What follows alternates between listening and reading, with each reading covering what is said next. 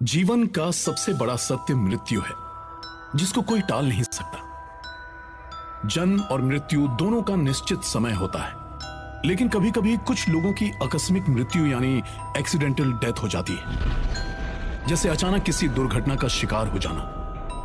कहते हैं इस तरह की मृत्यु में व्यक्ति की आत्मा प्रेत बनकर भटकती रहती है, और कभी कभी ये भटकती हुई आत्माएं बिना किसी ठोस वजह के आने जाने वाले लोगों को परेशान करती हैं, क्योंकि इनके अंदर बहुत गुस्सा भरा हुआ होता है।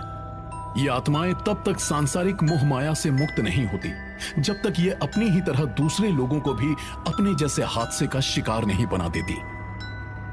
ऐसी ही एक भटकती प्रेत आत्मा का शिकार बनते हैं मुंबई में रहने वाले दो दोस्त, विभोर और निखिल। ये दोनों लड़के कुछ एक साल पहले ही दिल्ली से मुंबई शिफ्ट हुए थे। दोनों ही मुंबई की एक एडवर्टीजमेंट कंपनी में काम करते थे और एक साथ रहते थे।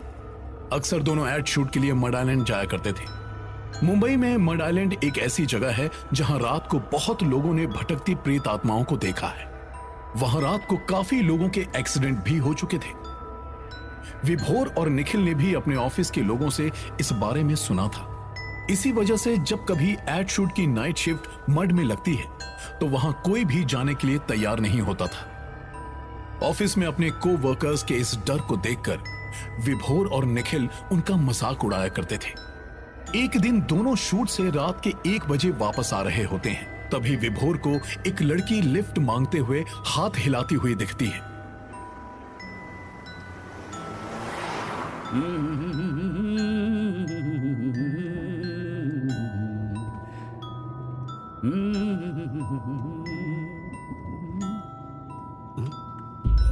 निखिल, तूने देखा वो एक लड़की ने लिफ्ट मांगने के लिए हाथ आगे किया? यार तू ना ऑफिस वालों की गॉसिप पे मत आया कर। जब से उन्होंने मड का भूतिया किस्सा तुझे सुनाया ना, तभी से तुझे कोई ना कोई लिफ्ट मांगता हुआ दिखता है। टाइम देख, रात के 1 बज रहे हैं, खाली सुनसान सड़कें हैं। यहाँ तुझसे कौन लिफ्ट मांगेगा? भूत या चुड़ैल? वैसे कोई खूबसूरत चुड़ैल होगी ना तो मैं लिफ्ट दे दूंगा। तू बोल तो पीछे लूंगा नहीं। हाँ यार अब तू मजाक मत उड़ा। मैं भी इन सब कहानियों पर विश्वास नहीं करता, लेकिन अभी मैंने सच में एक लड़की को हाथ हिलाते हुए देखा, जैसे वो हमसे लिफ्ट मांग रही हो। और वैसे हम दोनों भी तो रात के 1 बजे इस रास्ते से जा रहे हैं। हो सकता है कि वो हमारी तरह किसी शूटिंग से आ रही हो और अचानक उसकी कार खराब हो गई हो। सकता है, हो तो कुछ भी सकता है, लेकिन बॉस मुझे कोई नहीं दिखा। अब तू चुपचाप बैठ, मुझे शांति से ड्राइव करने दे। यार आराम से चल, ये एक्सीडेंट प्रोन एरिया है। यार तू मुझे ड्राइव करने दे। अभी तूने अपने बाइक की स्पीड देखी कहाँ है?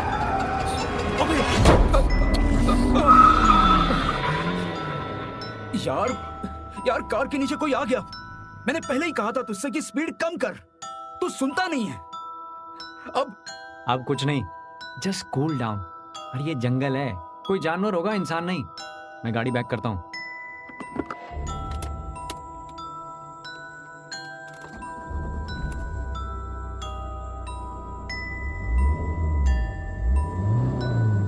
अब क्या हुआ? यार ऐसा लग रहा है टायर में कुछ अटक रहा है, शायद कोई बड़ा जानवर है। तू देख जरा। हाँ मैं देखता हूँ।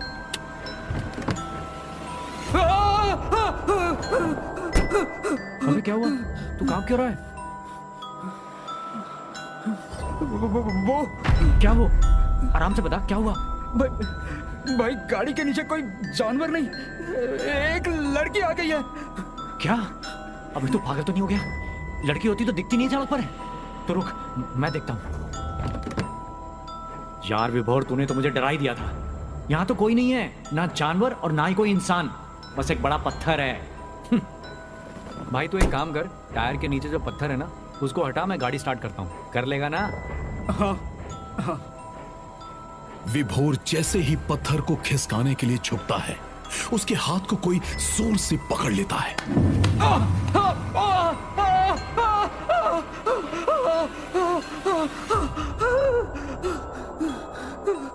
वो झुककर देखता है तो एक लड़की वहां लेटी हुई है।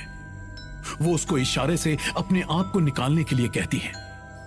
ये वही लड़की है जिसको उसने पहले लिफ्ट मांगते हुए देखा था। विभोर अपना हाथ छुड़ाकर ऊपर उठता है और उसके हाथ में एक पत्थर होता है। विभोर उस पत्थर को सड़क में जोर से पटक देता है और गाड़ी के अंदर बैठकर कांपने लगता है। निखिल उसको देखता है और कहता है, क्या हुआ भाई? इतना बड़ा पत्थर भी नहीं है जो तेरे पसीने निकल गए। विभोर निखिल की बात का कोई जवाब नहीं देता, क्योंकि उसको अभी तक समझ नहीं आ रहा था कि उसको सच में लड़की दिखी या वो वहम था। विभोर अपने डर को छुपाने की कोशिश करता है। निखिल उसको देखकर हंसता है। घर पहुंचकर भी विभोर अपने रूम में चले जाता है। उसको रात भर उस लड़की का चेहरा दिखता है, जिसकी वजह से वो सो नहीं पाता। अगले दिन सुबह सुबह कोई उनके फ्लैट की बेल बजाता है। यार विभोर, विभोर, यार देखना कौन सुबह सुबह बेल बजा रहा है यार। शायद दूध वाला होगा। यार पर अभी तो 6 बजे हैं, वो तो 8 बजे तक आता है। अच्छा ठीक है, मैं देखता हूँ भाई।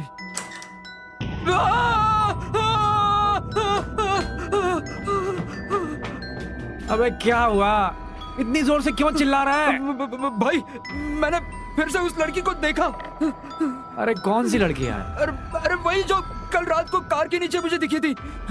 यार तू पागल है क्या? रात को कार के नीचे कोई लड़की नहीं थी। एक बड़ा पत्थर जरूर आ गया था, जिसको तूने ही उठाकर रोड साइड में रखा था। विभोर, मुझे लग रहा है कि तुझे हेल्यूसिनेशन हो रहा है यार। तू एक काम कर, फिलहाल अंदर चल और रात छुट्टी ले ले। तू आज घर पे रेस्ट कर। लेकिन भाई मैं सच कह रहा हूँ। अरे तू अभी अंदर चल, अंदर चलकर बात करते हैं। निखिल को विभोर की बात पर इसलिए विश्वास नहीं होता क्योंकि वो लड़की सिर्फ विभोर को ही दिख रही थी। उधर विभोर इस बात से अनजान था कि वो लड़की एक भटकती हुई प्रेत आत्मा है, जो विभोर और निखिल के पीछे पड़ चुकी थी। निखिल के ऑफिस जाने के बाद विभोर सो जाता है। उसको कई बार ऐसा लगता है जैसे कोई उसके साथ लेटा हुआ है। विभोर रूम से उठकर बाहर जाने की कोशिश करता है, लेकिन दरवाजा खुद बंद हो जाता है। कौन है? कौन है?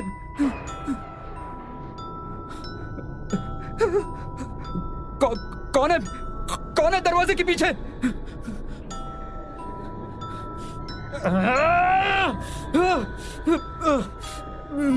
मैंने क्या बिगाड़ा है तुम्हारा? कौन हो तुम? क्या चाहिए तुम्हें? भूल गया? आज सुबह ही तो मिले हैं, कल रात भी मिले और अब तो मिलते रहेंगे जब तक तू मुझे वहां से मुक्त नहीं कराएगा। विभोर और निखिल के घर में उनके साथ एक भटकती हुई आत्मा आ गई थी, लेकिन वो सिर्फ विभोर को ही दिख रही थी। डर के कारण विभोर बेहोश हो गया था। विभोर को होश आता है तब तक शाम हो चुकी थी। थोड़ी देर में निखिल एक लड़की के साथ घर आता है।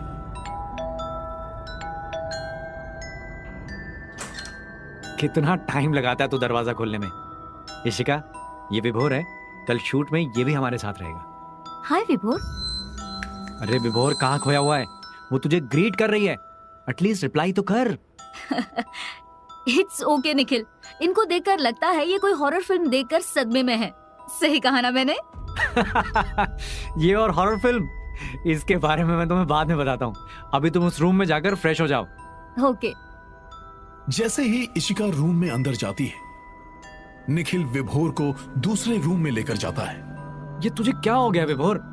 जब से दरवाजा खोला है तो तब से इशिका को घूर रहा है। अब ये मत कहना कि ये वही लड़की है जो तुझे कल रात से दिख रही है। इतना स्कैरी रिएक्शन मत दे यार, मैं मजाक कर रहा था। ये हमारे नेक्स्ट एड शूट की मॉडल है और जब तक शूटिंग पूरी नहीं होती ये हमारे साथ ही रहेगी। विभोर, अरे कुछ बोलेगा? कैसा बिहेव कर रहा है यार?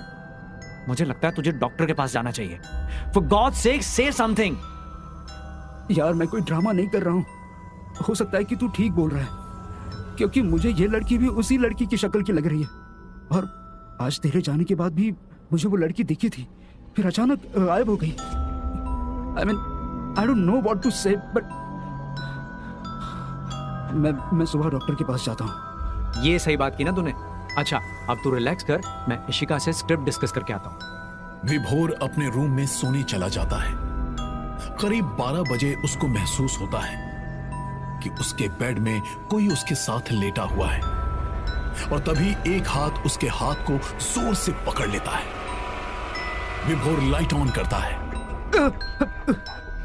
कौन है? कौन है? कौन है? कौन है? प्लीज सामने आओ, सामने आओ। सामने आऊंगी तो डरोगी तो नहीं? हाँ?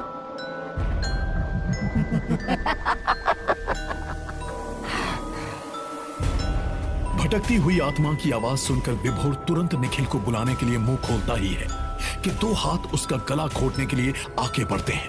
विभोर जोर से चिल्लाता है। उसको इशिका का चेहरा दिखता है। विभोर अपने रूम से भागते हुए बाहर आता है। वहां निखिल और इशिका बैल्कनी में खड़े हुए बातें कर रहे होते हैं। इशिका विभोर को देखती है और निखिल को धक्का देने के लिए हाथ आगे करती है। विभोर तुरंत भागता हुआ बैल्कनी में जाता है, लेकिन निखिल और इशिका दोनों ही वहां से गायब हो जाते हैं। विभोर सारे घर में निखिल को ढूंढता है, लेकिन उसको कोई नहीं मिलता। और तभी विभोर को कुछ अजीब सी आवाजें आती हैं। अगर अपने दोस्त को जिंदा देखना चाहता है तो अभी के अभी मुझे उसी रास्ते में मिल जहां तूने मुझे पहली बार देखा था। और सुन, ज्यादा देरी मत करना, नहीं तो तेरा दोस्त जिंदा नहीं मिलेगा। लेकिन तुम हो कौन और हमारे पीछे क्यों पड़ी हो? तेरे सारे सवालों के जवाब वहीं मिलेंगे। अब जल्दी जा, नहीं तो तेरा दोस्त नहीं बचेगा।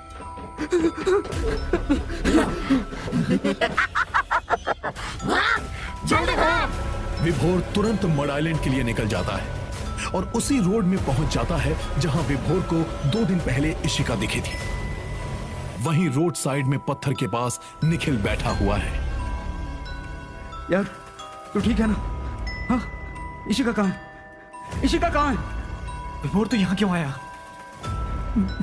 मैं तुझे लेने आया हूँ, तुझे पता है? हाँ, मुझे सब पता चल गया। जो तुझे इतने दिनों से लड़की दिख रही थी ना, वो इशिका ही थी। वो एक भटकती हुई आत्मा है। काश मैंने तेरी बातों पर विश्वास कर लिया होता यार। तो अब तो तुझे समझ आ गया ना? हाँ, तो अब घर चल, जल्दी चल। बहुत देर हो गई यार, अब मैं नहीं जा सकता। निखिल, ये सब क्या बोल रहा है तू? अब तो तुझे सच पता चल गया ना? चल उठ और चल अब। विभोर सामने देख, मेरी लाश। मैं मर चुका हूं। तू अपनी जान बचा। तू जितनी जल्दी हो यहां से चला जा।